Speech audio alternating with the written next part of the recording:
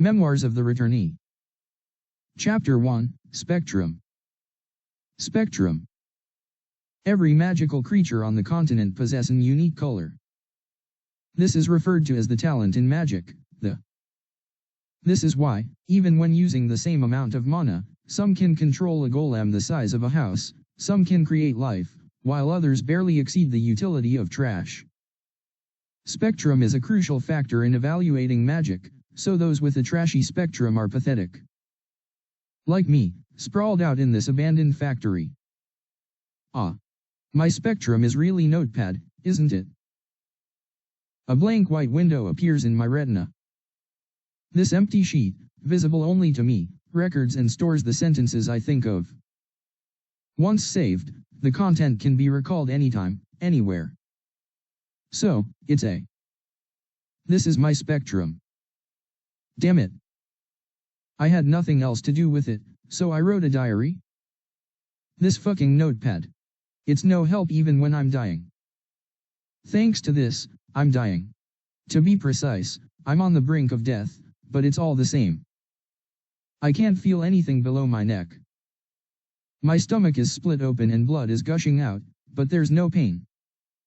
It meant my cervical spine was completely severed. Is it a good thing that it doesn't hurt?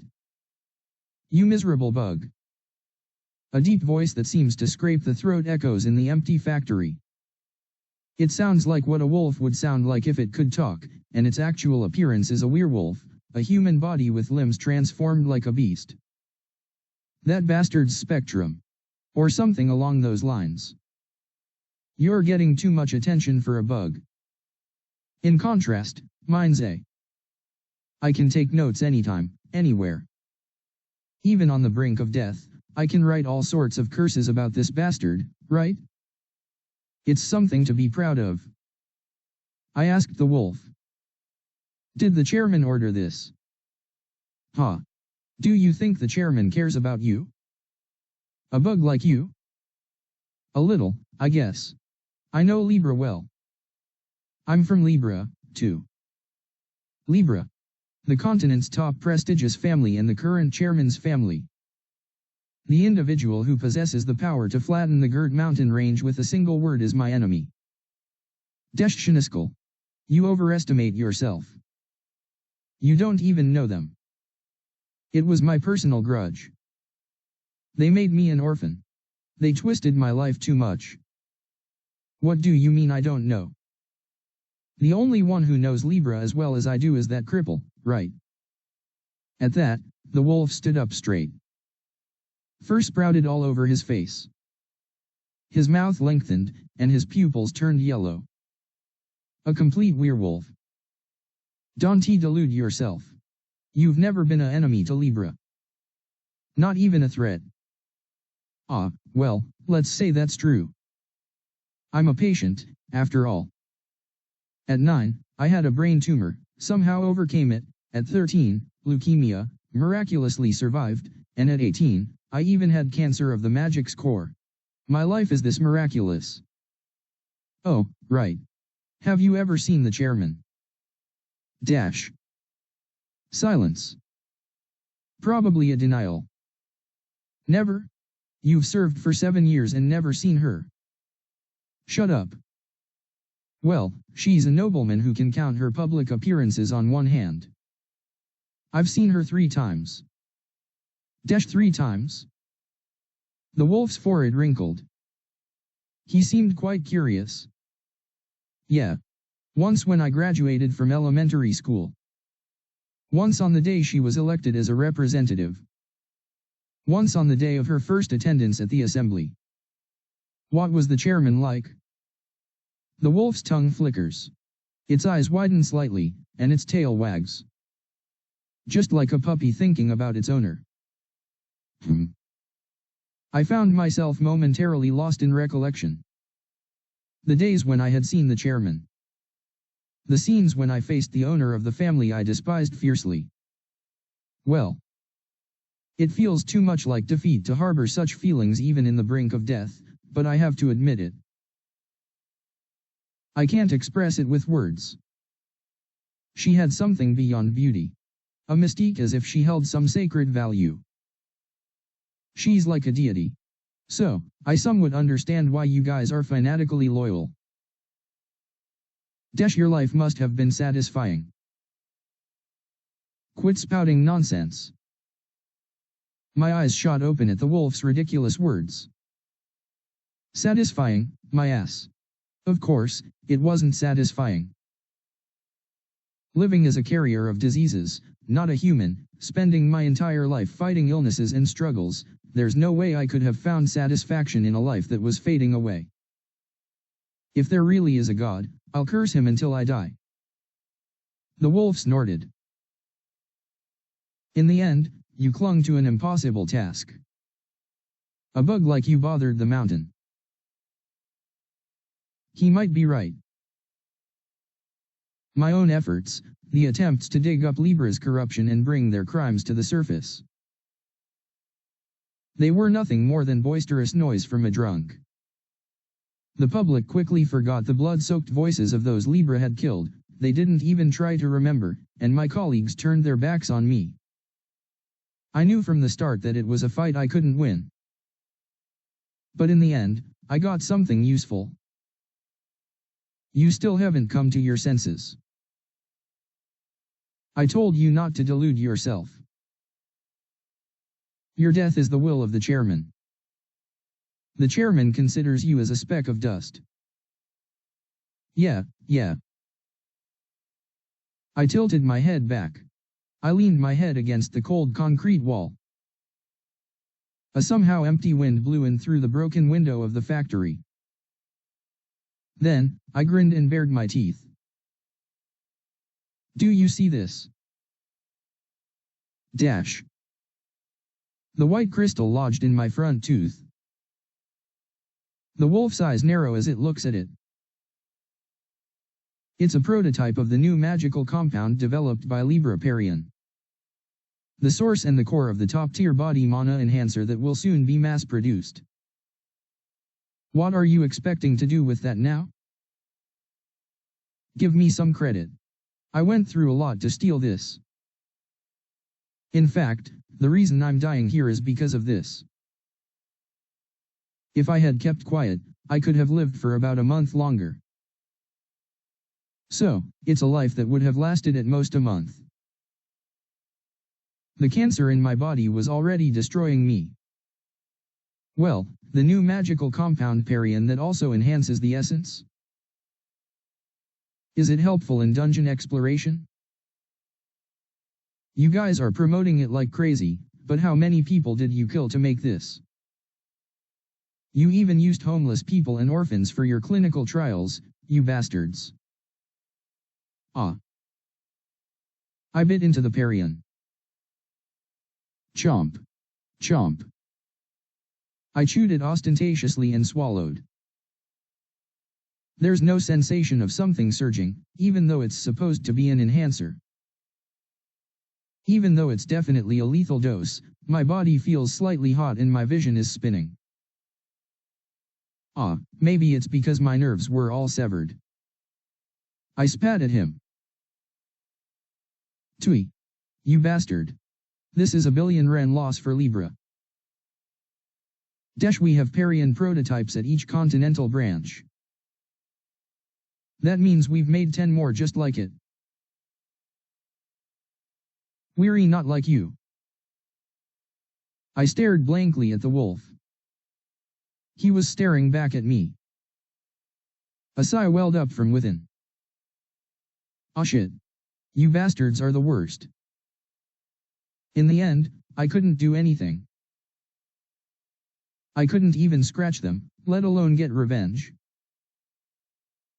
Just like this wolf bastard said, I'm just a bug that's slightly annoying and irritating. That's all I am. Dash. What are you looking at? Just kill me. My tongue is getting twisted. Scrape. He raised his claw. Moonlight seeped into the sharp edge. Hey. You bastard. If you ever meet the chairman, tell her this for me. I smiled silently. I hope. You live well in this shitty world. His finger flashed under my eyes. It pierced my throat. Chapter 2, Rediscovery. Rediscovery. The political system of the nation Edsela is a parliamentary system. It is also an egalitarian system, but in reality, it is merely superficial, and a strong class system still persists throughout society.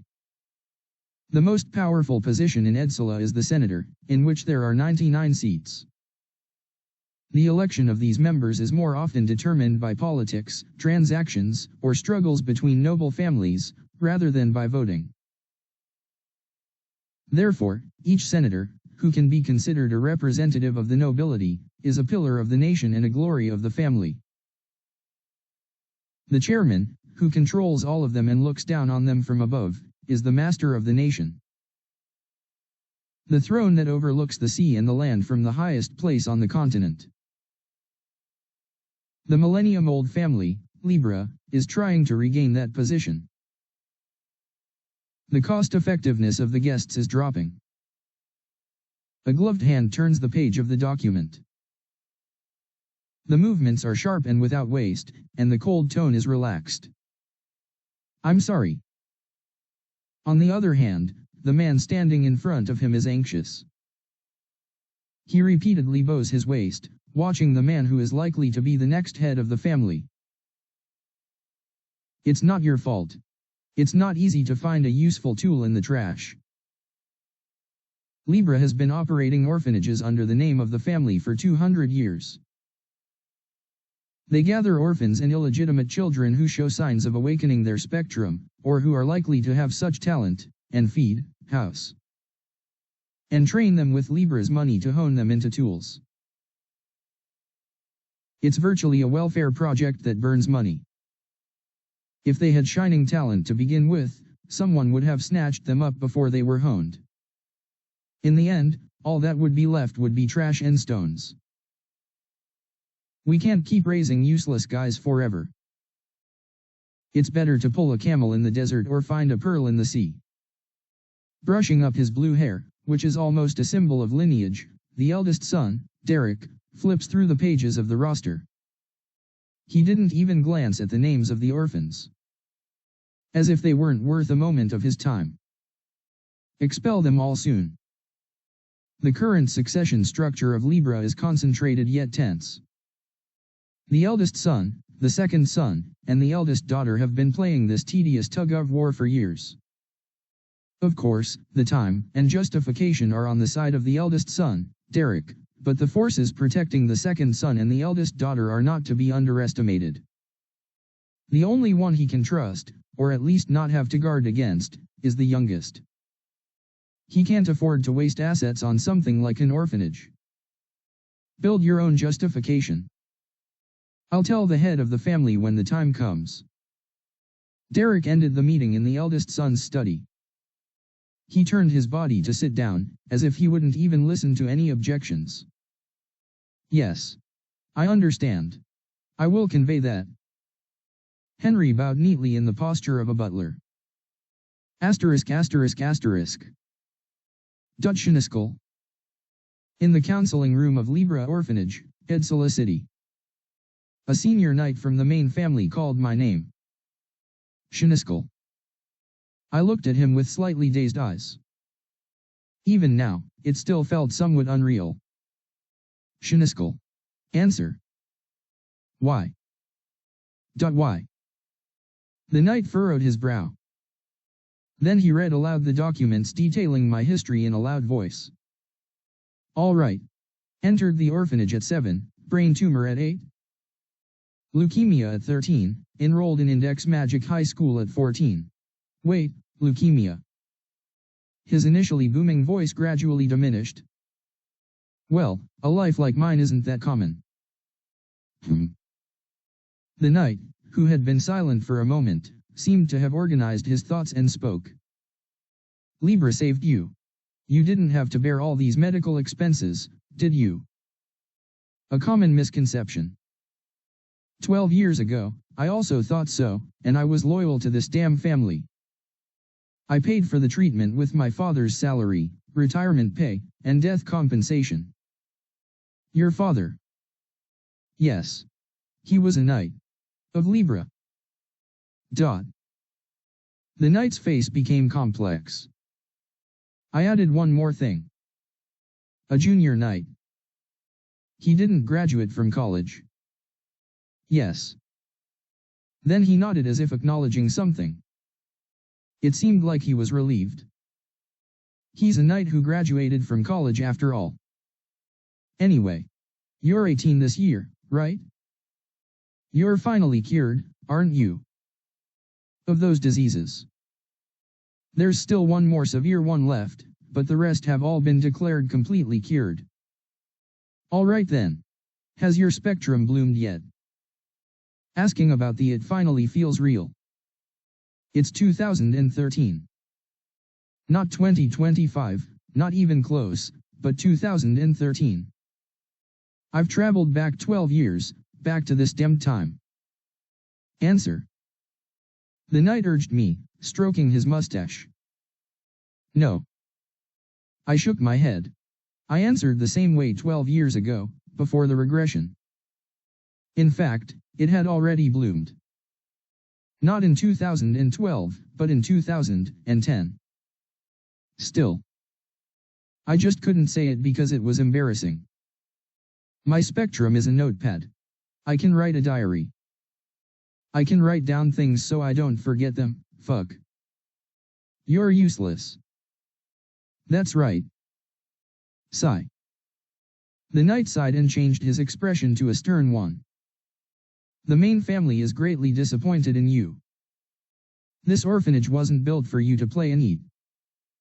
Tuition, food expenses, book costs, education fees, children's pocket money, teachers' salaries, and so on, it all adds up to 60 to 70 million rand per year. You haven't paid a penny, have you? I don't remember the name of the mustached knight, but I still remember what he said next. It was quite shocking to my young heart. The orphanage is going to close. At that time, the old me would have widened my eyes. I would have almost cried, clutching at the hem of his mustache. After all, it seemed like the mustached man expected such a reaction. Well, are you okay? Yes. But now, it doesn't matter. Ah. Yes. Don't despair too much. There's still a chance. Lord Derek Libra is a very generous man. Lord. That choice of word is amusing. The actual head of the family probably isn't even considering him. The mustached knight strokes his mustache as he speaks. I heard that there are about 10 of those in the orphanage with potential, including you. Me. You're attending Index, aren't you? I couldn't even get in there. Anyway, we're going to have a match. Ah. I nod my head. Of course, I know this story. It's a future I've already experienced. If you guys prove your talent, this orphanage might survive. That's a lie. The orphanage won't survive. It can't. It's a kind of skill test. If you've worked hard enough until now, we'll arrange for you to compete against someone you can beat. Is that okay? Yes. That sounds fucking fair. I answer immediately and get up. Staying any longer would be a waste of time. Fucking? Did you just say fuck? Ignoring the mustached knight trying to catch my tail, I turn around and leave. Asterisk asterisk asterisk. Orphanage. Not far from the city center of Edsala, this place, where the clear wind from the forest and stream blows, is a welfare facility with a 150-year tradition. As it's operated by the Libra family, it's quite large. The premises include dormitories, a dining hall, playground, sports field, park, and other facilities that you'd expect in a decent school. It really is 2012. Now, having finished a pointless interview in the counseling room of the orphanage from my memories, I'm sitting on a park bench, looking at the dark horizon. It's amazing. It's amazing that I can take in this night sky. It's amazing that I can move my hand. It's amazing that I'm alive and breathing. I am certain that when I died, it was 2025, not 2013, just a week ago. My body must have been turned into a skewer by the werewolf's claw-like nails. Should I be happy? I'm curious. Did I really regress? No, even if I did, is this regression good for me? I still have a disease in my body, and it's uncertain whether my condition can be treated with the current state of medical technology. Isn't it just a repetition of incurable pain? Why now, of all times? For that reason, I can't help but complain, even though I've been revived. You saved me from drowning, but why did you save me so late? The timing is strange. I slightly lift my shirt. There's a scar like a burn. Starting just above my navel and stretching up to my chest, evidence of a cancerous wound. The worst of cancers that require treatment until the moment of death, cancer of the magic's core. This cancer wasn't here exactly a year ago. If only it had come just 1 year earlier. Damn it. Hey, Shion. Suddenly, my name rang in my ears. On the orphanage's sports field, a shirtless man was calling me. Aren't you training? Didn't you hear the news? If we can't beat the mercenaries in a match, our orphanage will be shut down. Oh, really? Training, there's no need. In that match, active knights disguised as mercenaries will come. We can't win, even if we die trying. The orphanage will be shut down, and the 700 or so who grew up here will scatter in all directions. What will happen to me? Before the regression, I probably blamed myself. I saw the closure of the orphanage, the failures that followed, even the cancer of the magic's core, as my fault. I blamed my pathetic talent, which couldn't help Libra, and my damn bad luck of carrying around a disease, all on my unlucky self. Despite this, I wanted to live, so I stubbornly earned money by taking jobs like delivery and driving, admitted myself to the hospital, and fought the disease. Then I realized something. The family called Libra was actually the root cause that messed up my entire life. Forget it. As long as the others win. Shion, this bastard, is so irresponsible these days. But what was his name again? Anyway, he runs. But the world is cold. Running well doesn't solve anything. If you fall while running, you only hurt yourself. I sank into the bench. I absent-mindedly opened The very first page contained a diary. Is it really because of this? A diary that roughly explains the reason why I regressed to 2013 I'm going to start writing a diary from today. I will record my day-to-day life. Why? Yesterday, I just felt like I had a stomachache and vomited, so I went to the hospital, but they suspected cancer of the magic's core and told me to go to a more distinguished hospital. February 14, 2013 Monday. The day I first wrote a diary in which until then only contained things like my to-do list of preparation items, and cheat sheets. It was also the day I received a diagnosis that cancer of the magic's core was suspected at the hospital. That exact day is the point in time I returned to after regressing. So, did the Notepad cause the regression? Was the potential of this much? It's hard to believe. Ugh. I turned off the diary. Then the screen changed to Diary. Memory. This is how organized it. My has a limit on capacity, so if I don't organize it regularly, it gets full.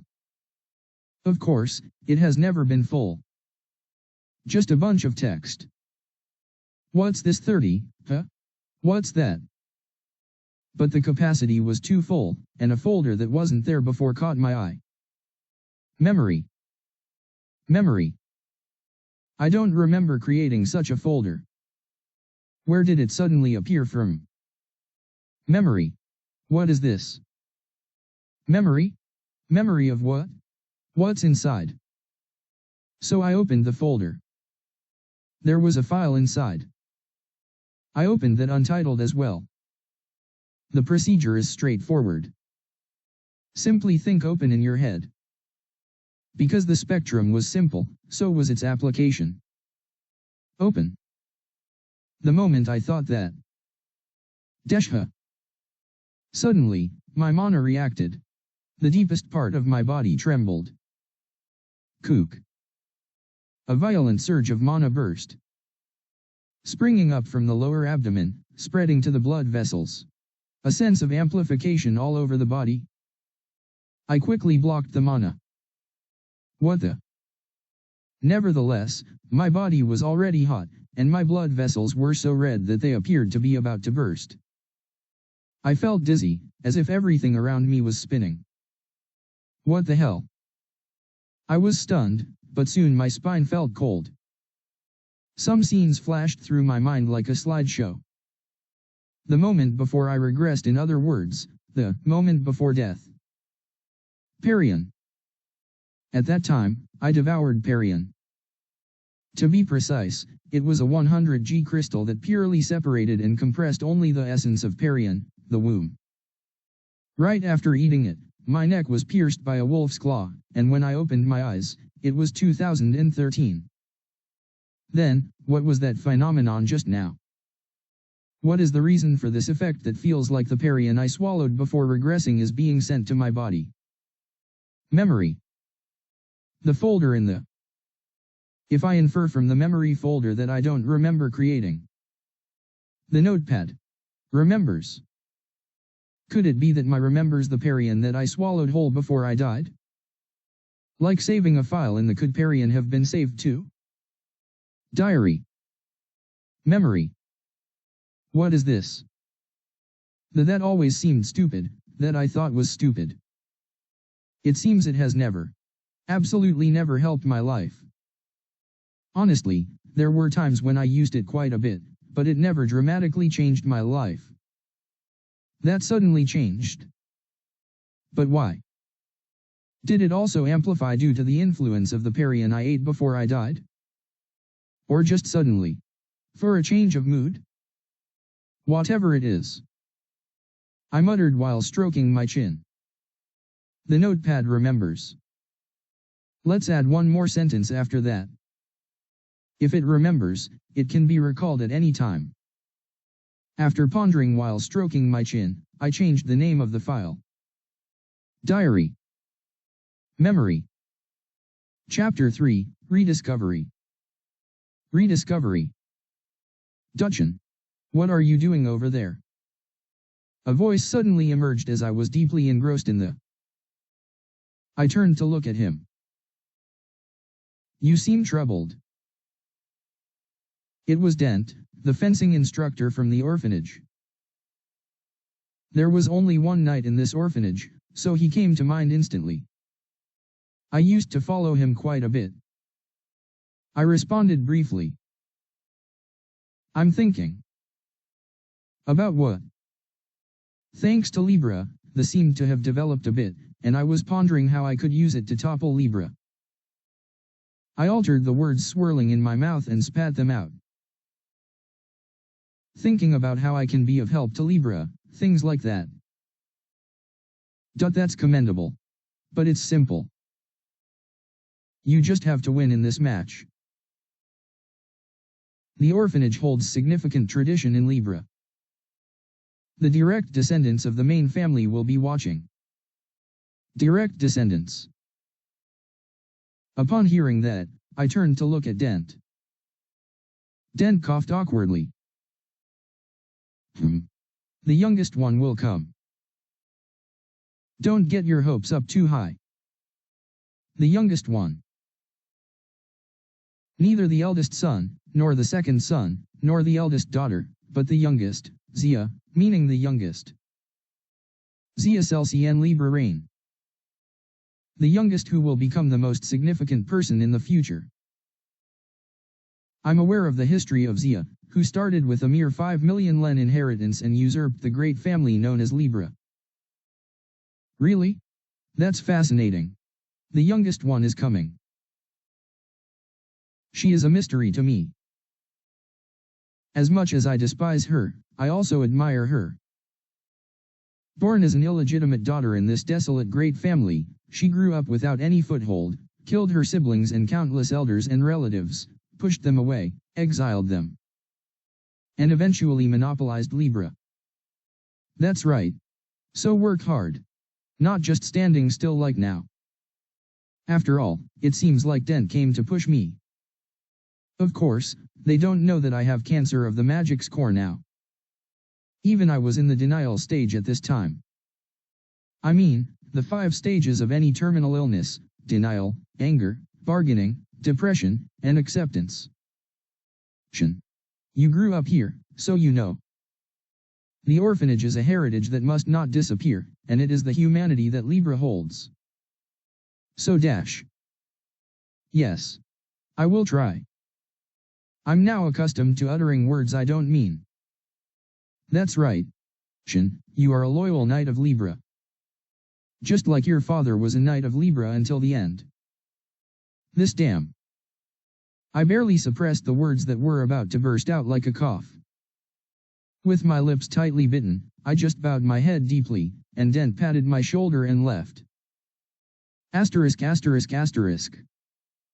The match that would determine the fate of the orphanage was set for Friday, February 25th.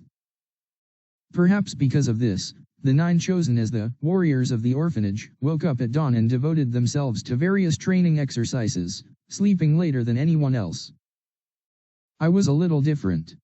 I slept more than 8 hours a day, ate meals regularly, did my own training after meals, and occasionally sat on a bench reading a book, watching the 9. 1, 2, 1, 2. This morning was no different. 6 men and 3 women running around the playground, shouting slogans. Children, teenagers, and teachers from the orphanage cheering them on from the stands. I was sitting on a bench in a park a little far from there. 1, 2, 1, 2. I didn't want to mix in with them. I too grew up in the orphanage, but I didn't have many good memories. To be precise, I couldn't get along with the orphanage. It was because I had been very sick since childhood, and because my parents had been there. The innocent hearts of children can sometimes turn into unintentional evil. If you're with him, you'll get germs. He smells weird, his scar on his head is gross, he must be an alien, he must eat his own poop, he vomits all the time, so dirty. Pfft. When I close my eyes on this bench of memories, I sometimes hear those young voices in my ears, and I smile. Of course, it's not the children's fault. It's just that all my memories of the orphanage have already been turned into garbage soaked in future hatred. The orphanage that made me mistake my enemy for a benefactor in the first place. There's no way I could have good memories, at least not now. Anyway. I'm also in training. It's not heavy stuff like cardio, weights, swordsmanship, or spearmanship. Footwork is one of the basics of boxing. It's not just about stepping, it's a technique that helps you explosively jump out in any direction you want. I'm watching UTV on my phone. It's a UTV channel of a mercenary boxer called. The current number of subscribers is 500,000. This Sengun is famous for being a skilled person who can compete with active senior knights. In 5 to 6 years, he will even establish his own martial arts school. I plan to learn boxing through UTV. Boxing is a martial art with particularly high versatility, so the earlier you learn it, the better. Before my regression, I simply didn't have the luxury to learn this due to the lack of time amidst my efforts to earn money. Hey. Then suddenly, a low voice filled with dissatisfaction called me. I looked around. There was nothing. Not there. Here. What? Where? Barry is down here. A voice coming from slightly below. Behind the tree, 2 small kids were half hiding and glaring at me. Zing lasers seemed to shoot from their eyes. Who are you? I'm Barry. This is Belle. Introducing herself, she steps forward confidently, places her hands on her waist, and bows slightly. She's quite polite. Ah, I see. Both have blonde hair, chubby cheeks, and large eyes. In other words, they're quite cute. Even when they're glaring at me. Do you need something? At that, Barry narrows her large eyes. You're the only one not training. That's right. The younger one backs up her sister's words. Ah, so that's why they're upset and came to find me. I chuckled and put down my phone. And Chook. Barry points a small finger at me and shouts as if she's holding a trial. Do you like it when our home is in trouble? Our home. The choice of words is childlike. Well, I don't know about our home, but I am training. Believe it or not, I'm quite athletic. Liar. You're always just sitting still. Sitting still. The younger one echoes her sister's words. I shrug my shoulders. I'm not lying. I don't plan on losing either. Rather than exhausting myself with running, it's better to maintain my condition first. I've had my share of hard times as a cleaner and a deliverer man before my regression, and if I summon Perry in from the it's not like I have no chance of winning. Barry pouts her lips.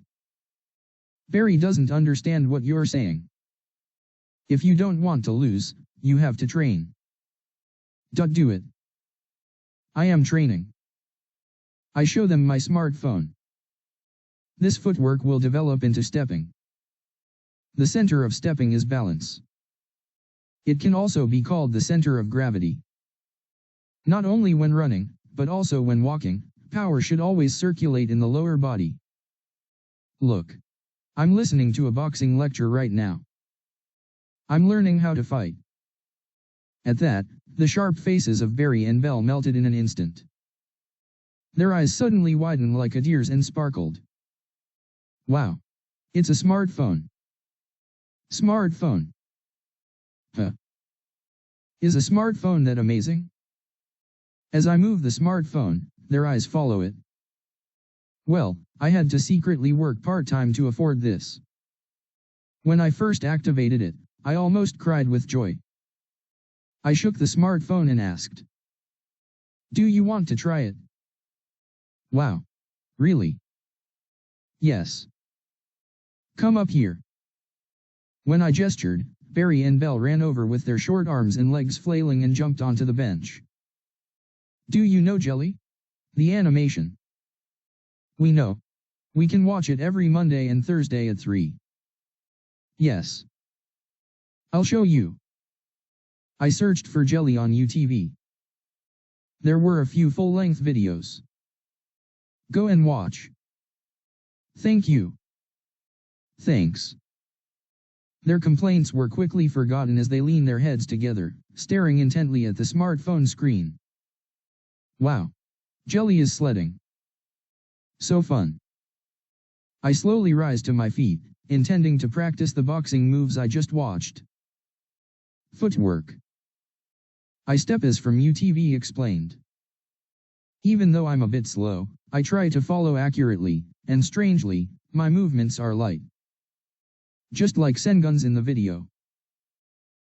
Something is a bit off. Even to me, the flow of my steps are too unusual. Ah. Jelly is falling. Hang in there, Jelly. Don't fall.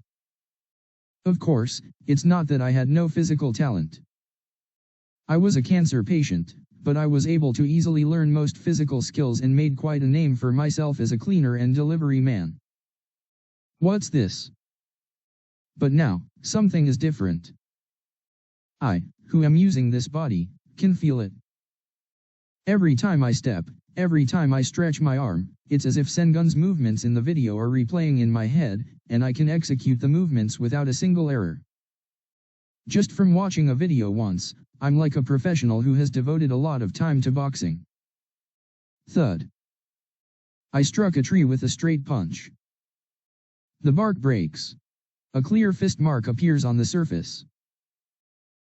I am momentarily speechless. However, the cause of this unbelievable upgrade in physical talent is surprisingly easy to infer. Is this because of the Notepad? Spectrums are generally divided into active and passive. It's the same as active skills and passive skills in RPG games. In that regard, this phenomenon might be a passive of the Notepad. As if saving a file in the actions or martial arts are naturally remembered through the naked eye. I've heard of a similar talent somewhere. Was it called look-see-do? Not tuxedo, but look-see-do. Means tuxedo. But each individual one comes the sound. The meaning is simply, watch and mimic exactly. The body first watches, remembers, and mimics exactly. The core of look-see-do, that is, the process of remembering after watching, the Notepad naturally intervenes. Wow. I hear the children's exclamations. They must have been watching. I peel off the bark stuck between my fists. I chuckled and turned to the kids. This time, I might not lose dash. Barry finished watching Jelly. It was fun. Barry and Belle, with their innocent faces, held out the smartphone. Chapter 4, Young Hearts. Young Hearts. In the 4-person room of the orphanage dormitory, I sat on the bed, gazing into the mirror. Golden hair grown thick like a stray dog. A set of deep blue eyes. A faceline that still hasn't lost its baby fat. A height that doesn't exceed 170, and proportions that I can somewhat be proud of. That's me at 18. Usually, 18 is when growth is nearing its end, and most people don't deviate much from the physique established at this time. But I was different. I grew taller, stronger. Ironically, thanks to my cancer of the magic's core. As the cancer cells of the magic's core proliferate, they emit a special mana called fission force, which touches the skeletal system including the growth plate, forcing abnormal, tertiary growth. Of course, the growth isn't infinite. At some point, the body adapts to the fission force of the cancer cells and gains resistance. Anyway, I grow nearly 30 centimeters taller here. My bones and muscles become stronger, and my already good proportions are honed into a good structure for combat. That's why I could even survive at the bottom. The insides were rotting, but the outside were tough. 3 days. I looked at the calendar. The match was just around the corner. I've trained quite hard in the meantime. I've built core muscles in a week, loosened my body enough to adapt to training, and subscribed to many channels. Boxing with, judo with, swordsmanship with. Look-see-do was faithfully applied in all these processes, and I confirmed that this was the passive of the Notepad. Capacity history within the last 24 hours, +3. Even though I didn't remember anything, the capacity increased by 3. My body aches. Of course, even with look-see-do, it takes time, training, and effort to properly follow those movements. However, there is also a way to pull proficiency while skipping all of that. You just need to infuse mana. For example, just because I target a 100m sprinter with look-see-do doesn't mean I can run 100m in 5 seconds. Obviously, because my athletic ability is lacking. Because the muscles essential for running are not formed. But if I get the assistance of magic power, I can roughly, or rather forcibly, come close. The price is tremendous muscle pain. Should I start heading out? I looked at the clock on my phone and pushed myself up. It was almost time for my training session and the appointment. I had an appointment too. Asterisk asterisk asterisk. Hey, Shion. As soon as I sat down on the bench in the orphanage park, someone called me. It was a rough-looking man. He approached with his hands shoved in his pockets and sat down next to me. You seem pretty fucking relaxed, don't you? His voice was tense, teeth gritted. I shrugged my shoulders. There are only 3 days left. You guys should also start resting and managing your condition. No shit, Sherlock. What the fuck's with you, really? You weren't like this before. You used to train like a madman even without being told. I looked at him. His skin was a dusky color, covered in freckles, his black hair was wavy and shiny, and his physique was robust. He was a distinctive man, but I couldn't remember who he was. I sighed, muttering under my breath. I can't train like that anymore.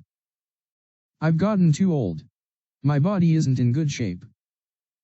Are you fucking crazy? What do you mean, old? Physical exercise is poison to me. I'm limited in how much I can move my body in the first place. That's how it is for magic core cancer patients. You wouldn't understand unless you've experienced it. Enough, you bastard. Even if we're all old enough to be independent soon, those kids will still have to stay here. He pointed to a playground in one corner of the park. There were many children playing on the swings with their small hands and feet, climbing jungle gyms, and playing games like cops and robbers, and hide and seek. If we lose, everything will be destroyed. If they get adopted, they're lucky, but if they don't, no one knows which orphanage they'll be scattered to. You know that. They could even be sold to another country. He ranted and put his hand on my shoulder. Ah. Right. You're Telrun. Then I suddenly remembered. Telrun. I know this guy. When I had to shave my head for brain tumor surgery. There was a guy who acted tough in front of the kids at the orphanage who were making fun of me, saying, "It's childish to make fun of something like that." You wanted to be a knight of Libra, didn't you? That's old news. Telrun slightly furrowed his brow. I saw the sword hanging at his waist. It was a broadsword. Are you planning to fight with a sword? I have to. I even got praised by Instructor Dent. Not as much as you, though. Your dad was a knight of Libra. A knight of Libra. My father was. If you can call a low-ranking knight a knight. I looked at the playground of the orphanage and asked. Do you like Libra? What? You're fucking crazy. We're here thanks to the Libra lords. Is that so? Well, that's the obvious reaction. My resentment is only my own. Ah, forget it. Telrun dusted off his butt and stood up. You're a fucking disappointment. Save your disappointment for later. I have no intention of losing. Really? Then I'll trust you. There's nothing else I can do but trust. Telrun pouted as he spoke. I smiled inwardly. He's a dignified guy. Quite mature for an 18-year-old. Why? Then, two little kids appeared from the other side of the walking path. They were 3 and 5 years old. The now familiar children were running towards me, their mouths wide open, calling my name. Shion. Telrun cocked his head to one side. Barry, Belle? Why are they? Are they your friends? I glanced at the time on my smartphone. It was precisely 10:30. I promised them 30 minutes of smartphone time each day. What? What phone? This one. I pulled my smartphone from my pocket. Where did you get that? Can I take a look too? At that, Telrun's expression mirrored that of Barry and Belle, who were sprinting towards us from a distance. ******. February 25th, 2013. Noon, on the day of the match to protest the closure of the orphanage. Under the bright sun on the training field, I stood in line with 9 others, including Telrun.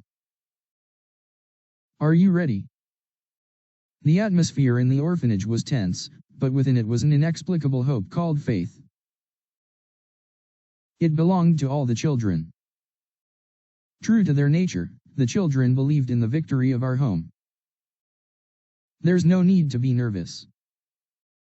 Just show them what you've got. They're not unbeatable. Dent said. I looked around. Small children and slightly older ones were sitting in the stands. There were many teachers from the orphanage as well. They seemed to be cheering us on, but it was rather burdensome. There were about 600 of them. Thanks to that, the 9 warriors were already trembling. They're coming. Telrun clenched his fist, looking somewhere. Vroom. A mercenary truck appeared at the entrance of the orphanage. They parked neatly in a corner of the training field and got out in droves. Ah, here we are. Nice to meet you. A bald man who seemed to be the person in charge approached Dent. He was quite neatly dressed in leather armor. I'm Rojas, the deputy leader of the Blue Claw mercenary group. I'm Dent, an instructor at the orphanage, a junior knight with 8 years of experience. Yes. I've heard about the situation at the orphanage. Are these the 10? Dent nodded. The deputy leader scanned us briefly. We've also prepared as balanced a team as possible. All members have less than a year of real combat experience. Here, these are their credentials. Please take a look. The bald man was talking nonsense. They may be young, but once they've promised a fee and a victory bonus, they won't take it lightly. Unlike his natural bullshit, his attitude was gentlemanly. He was an active knight, even if he was posing as a mercenary. The bald deputy leader looked at us and said, I hope you all prove your skills, protect what you want, and win it. Swoosh. Mixed with his voice was a quiet rumble, quite different from the mercenary truck. 3 luxury sedans reflecting the sunlight were coming into the orphanage from afar.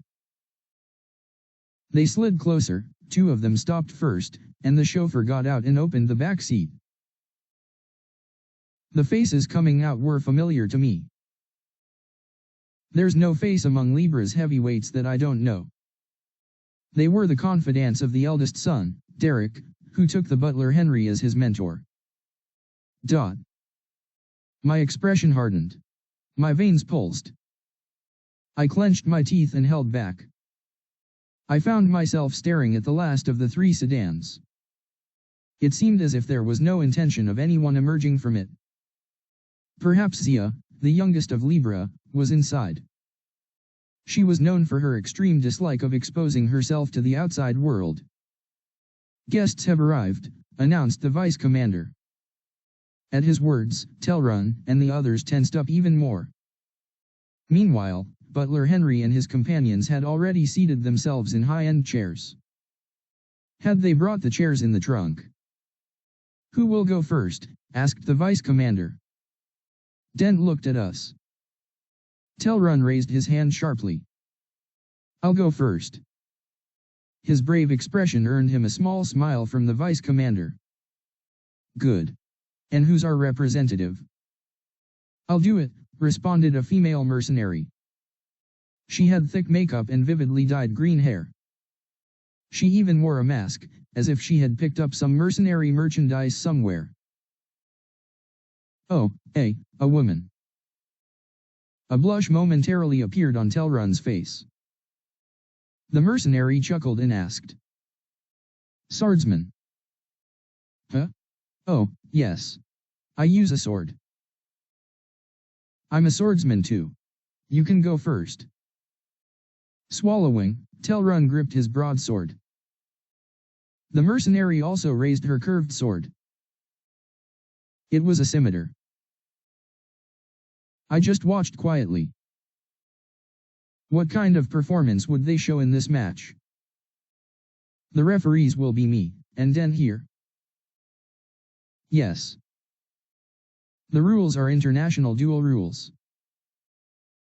If you surrender, you lose. If there seems to be a risk of injury, the referee will intervene. This is a match, not a real duel. Understood. Dent nodded. Then. Ahem. The vice commander, after clearing his throat, shouted loudly. Come forward.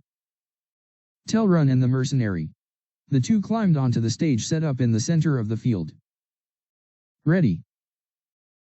The mercenary extended her hand first. Telrun, still tense, took her hand. A brief handshake. The two then turned around, standing 10 paces apart. Dash begin. Despite the loud shout, the beginning was a reconnaissance battle. Neither Telrun nor the mercenary moved rashly. It was a real sword fight. A graze could kill, and a cut could kill. I'm coming. Before long, the one who very kindly announced I'm coming was Telrun. He stepped forward 3 steps and swung his sword. It was textbook-like, as if polished mainly from textbooks. The mercenary simply parried his sword. Chang chang chang chang chang. The sound of swords clashing. No, to say clashing was too monotonous and rhythmic. Tisk.